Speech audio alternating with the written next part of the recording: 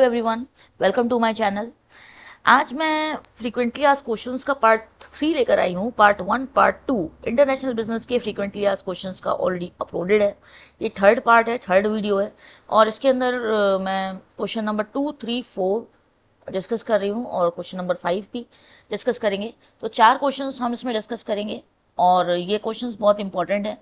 इन questions के help से आपको बहुत सारे कॉन्सेप्ट्स क्लियर होने वाले हैं। So let's start. एक एक करके हम इस पे वर्क करते हैं। तो सबसे पहले है कि how do liberalization and deregulation differ. अब ये दो टर्म्स बहुत इंपॉर्टेंट होते हैं भाई, एक है लिबरलाइजेशन और एक है deregulation. So what are these terms, इनका मतलब क्या है और ये एक दूसरे से अलग कैसे हैं, ये मैं इस क्वेश्चन में बताने वाली हूँ आपको। तो यहाँ पर आप देख सकते हैं लिबरलाइजेशन इन्वॉल्व्स रिड्यूसिंग और रिमूविंग बैरियर्स। लिबराइज करना मतलब बैरियर्स जो होते हैं उनको, मतलब लिबर्टी आपको मिल गई, आपको लिबर्टी मिली, आपको फ्रीडम मिला। तो लिबराइजेशन जो होता है वो फ्रीडम से रिलेटेड है।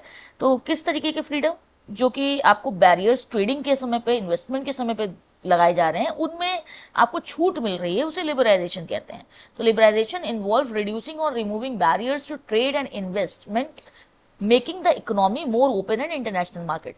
तो open to the international market. International market में क्या है कि आपका लिबरलाइजेशन मिल रहा है, आपको कुछ ना कुछ छूट मिल रही है कि इतना ट्रेड आप कर सकते हैं, इतना समय तक ट्रेडिंग कर सकते हैं, इसके बाद आपको चार्जेस पड़ेंगे या जो भी है। तो चार्जेस जो पड़ रहे हैं that is not liberalization, but जो आपको फ्री ऑफ कॉस्ट मिल रहा है, जो कि आपको मे बी रिड्यूस कर दिए जाते हैं कुछ बैरियर्स, या फिर कुछ चीज़ें आप कह सकते हैं रिमूव ही कर दी जाती हैं, कुछ बैरियर्स रिमूव ही कर दिए जाते हैं at the time of trading, उसको लिबरलाइजेशन कहते हैं।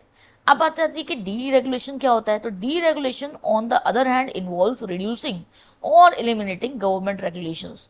डी रेगुलेशन क्या हुआ कि गवर्नमेंट के रेगुलेशंस को हटा दिया। Deregulation on the other hand involves reducing और eliminating government regulations within specific, एक स्पेसिफिक इंडस्ट्री की, जो पर्टिकुलर आपकी इंडस्ट्री हो सकता है, आप shoe industry, shoe like import export करते हो सकता है आप कॉस्मेटिक्स करते हो सकता है आपका एफएमसीजी प्रोडक्ट्स हो, डिपेंड करता है क्या है आपकी इंडस्ट्री। तो उस इंडस्ट्री में जो भी स्पेसिफिक रेगुलेशंस होंगे उनको हटा देना या रिड्यूस कर देना या एलिमिनेट कर देना, दोनों ही बातें हैं यहाँ पर भी और यहाँ पर भी। उसको हम डी रेगुलेशन कहते हैं। लिबरलाइजेशन मतलब छूट मिली हुई है, डी रेगुलेशन मतलब नियम को, जो ऑलरेडी नियम था उसको हटा दिया गया। On the other hand involves reducing or eliminating government regulations within a specific industry to increase competition and efficiency। तो ये होता है liberalization and deregulation. How do liberalization and deregulation differ. तो लिबरलाइजेशन जो होता है वो छूट है हिंदी में अगर आपको बताऊं मैं, और डी रेगुलेशन मतलब नियमों को हटा देना होगा। फिर आता है what impact does privatisation have on an economy. तो किसी इकोनॉमी में प्राइवेटाइजेशन का क्या इफेक्ट होता है या क्या इम्पैक्ट होता है। अब ये इम्पैक्ट आप कहिए कि भाई पॉजिटिव है या नेगेटिव है, सो वो भी बहुत इंपॉर्टेंट है समझना। तो what impact does privatisation have on any economy. तो privatisation transfer the ownership and management of public sector enterprise to the private sector. यहाँ पर क्या हो रहा है, प्राइवेटाइजेशन मतलब क्या हुआ कि गवर्नमेंट से हटा दिया गया। जो गवर्नमेंट का इन्वॉल्वमेंट है यहाँ पर गवर्नमेंट का इन्वॉल्वमेंट नहीं होगा, प्राइवेट सेक्टर है, गवर्नमेंट बॉडी नहीं होगा, वो होगा प्राइवेट। तो क्या करता है, ओनरशिप ट्रांसफर कर देता है पब्लिक सेक्टर एंटरप्राइज से प्राइवेट सेक्टर में। It aims to increase efficiency, reduce government burdens and improve service quality. तो अब क्या हुआ, गवर्नमेंट के पास बहुत सारा काम है भाई, गवर्नमेंट सब चीज़ों को मैनेज नहीं कर सकती ना, हर वक्त गवर्नमेंट नहीं आपकी मदद कर सकती, आपको खुद भी अपनी मदद करनी होती है। एट दैट टाइम ये come with the entrepreneurship, startups, privatisation, ये सारे कंसेप्ट जो हैं उस समय पर आते हैं जब हम गवर्नमेंट से अलग होकर बात कर रहे होते हैं। तो प्राइवेटाइजेशन क्या होता है, it aims to increase efficiency, reduce government burden and improve service quality. हम सर्विस क्वालिटी, हमें पता है हम अच्छी सर्विस क्वालिटी दे सकते हैं, हमारे कुछ प्रोडक्ट्स हैं, हमारी कुछ सर्विसेज कस्टमर को समय दे सकते हैं। अगर एक गवर्नमेंट फर्म जो है वो 100 लोगों को सर्व कर रहा है उसमें, और अगर आपका 4 प्राइवेट फर्म है और वो 100 लोगों को सर्व कर रहे हैं, तो उसमें अंतर होगा। क्वालिटी जो है वो ऑब्वियसली प्राइवेट फर्म इंप्रूव कर पाएगा क्योंकि वो प्राइवेट फर्म्स ज़्यादा होते हैं, गवर्नमेंट फर्म्स कम होते हैं। However, it can also lead to monopolies and reduce public access to essential services if not properly managed. तो अगर प्रॉपरली मैनेज नहीं होगा तो नेगेटिविटी भी होगी। फिर जाहिर सी बात है किसी भी चीज़ में पॉजिटिविटी और नेगेटिविटी दोनों होती है, एक सिक्के के दो पहलू होते हैं। और आपके कोई भी चीज़ अगर कोई बेनिफिट्स दे रही है, कोई पॉस है, तो उसके कुछ कॉन्स भी होंगे। तो प्राइवेटाइजेशन में ट्रांसफ़र हो जाती है ओनरशिप जो है वो आपकी मैनेजमेंट की पब्लिक से गवर्नमेंट, मतलब पब्लिक मतलब गवर्नमेंट से प्राइवेट सेक्टर में आ जाती है।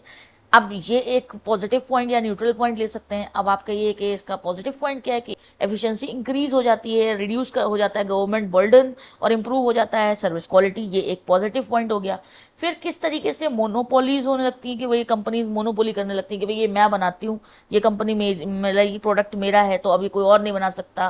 कंपटीशन बढ़ जाता है, कंपटीशन बढ़ने की वजह से अच्छाई तो होती ही है पर उससे नेगेटिविटी भी आती है। कभी कभी लोग गलत काम करते हैं, गलत तरीके से रेट्स को बढ़ा देते हैं, वो सारी चीज़ें जो हैं वो गलत होती हैं। तो it can also lead to monopolies and reduce public access to essential services if not properly manage. तो उसमें प्रॉपरली मैनेजमेंट होना ज़रूरी है हर जगह पर।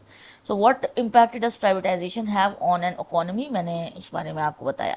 नेक्स्ट आता है what are the main goals of globalization. तो ग्लोबलाइजेशन का मेन गोल क्या है, क्यों कंपनीज को इंटरनलाइजेशन करना है, क्या इंटरनेशनल बिजनेस क्यों करना है, क्यों ग्लोबलाइज करना है। एक कंट्री अपना काम करे और बाहर से कोई कॉन्टेक्ट ना रखे, दूसरे नेशन से कोई भी कम्युनिकेशन ना रखे, ट्रेडिंग ना करे, ऐसा क्यों नहीं हो सकता। ग्लोबलाइजेशन क्यों ज़रूरी है, गोल्स क्या होते हैं ग्लोबलाइजेशन के। तो primary goal of globalization are to integrate global economies, global economies को इंटीग्रेट करेगा, enhance the flow of goods services capital labour access across the borders and simulate economic growth. अब भाई आपकी करेंसी और बाहर की करेंसी में भी तो डिफरेंस है ना, इकोनॉमिक ग्रोथ होगी ना अगर हमारी चीज़ें बाहर बिकेंगी जाकर।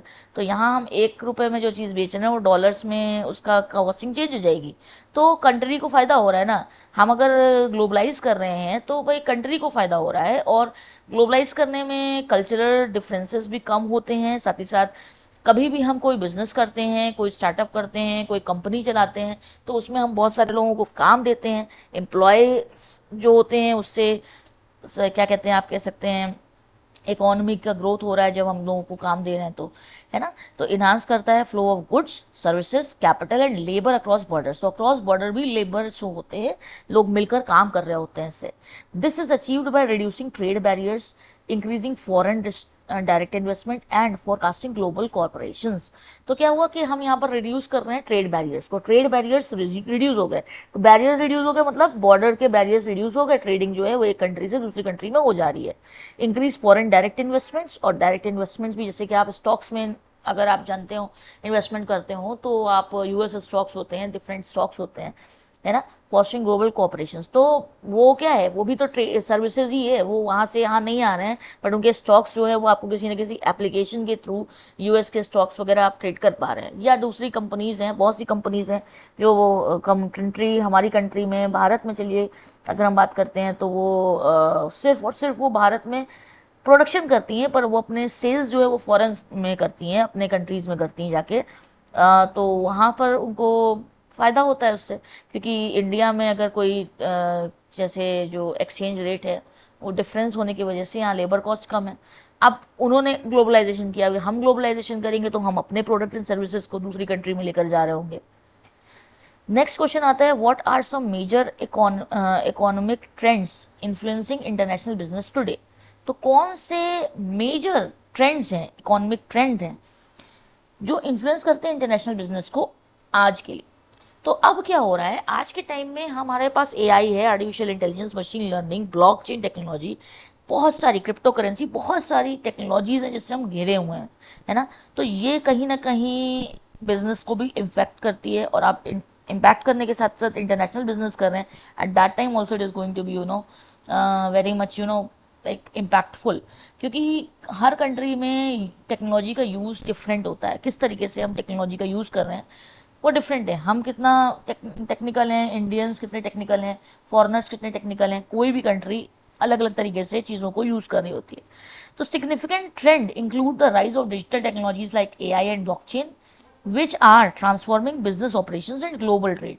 तो ग्लोबल ट्रेड जो है वो बढ़ रहा है, जाहिर सी बात है, ये सारी टेक्नोलॉजीज स्पीड दे रही हैं, एआई ब्लॉकचेन ये सब हमें क्या कर रही है, स्पीड दे रही है। ब्लॉकचेन क्रिप्टो करेंसी का जो कनेक्टिविटी होती है है ना, कि ब्लॉकचेन्स के थ्रू आपके डिजिटल लेजर्स वगैरह बनते हैं। तो हम जितने भी ये क्रिप्टो करेंसी है, बिटकॉइन है, ये सब चीज़ें कर रहे हैं, ये ब्लॉकचेन कहीं ना कहीं इसमें इंक्लूडेड है।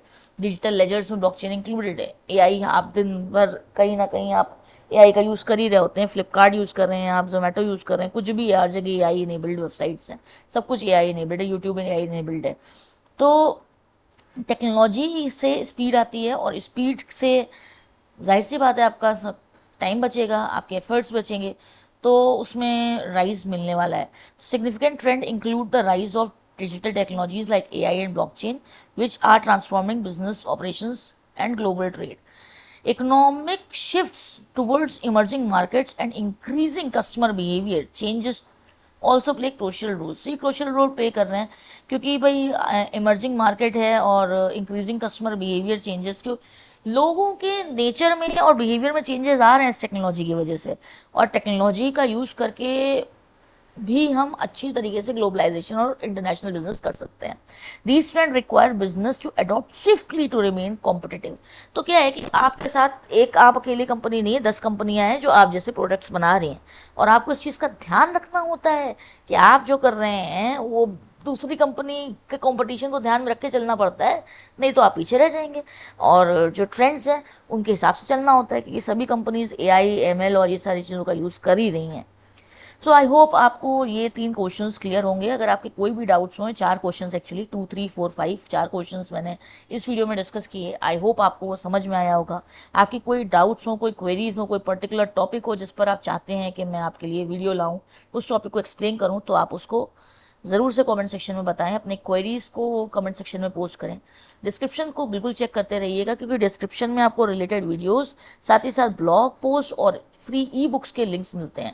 आपको हैंड रिटन नोट्स मिल जाएंगे सारे टॉपिक्स के, उसके लिए भी आप डिस्क्रिप्शन चेक करिए और चैनल के साथ अपडेटेड रहिए। तभी आपको पता रहेगा कि क्या क्या हम एक्टिविटी कर रहे हैं जो आपकी स्टडीज़ के लिए बेनिफिशियल है। आई होप आपको ये वीडियो पसंद आया होगा। Thanks for watching, stay tuned and do not forget to subscribe. See you in the next video. Take care.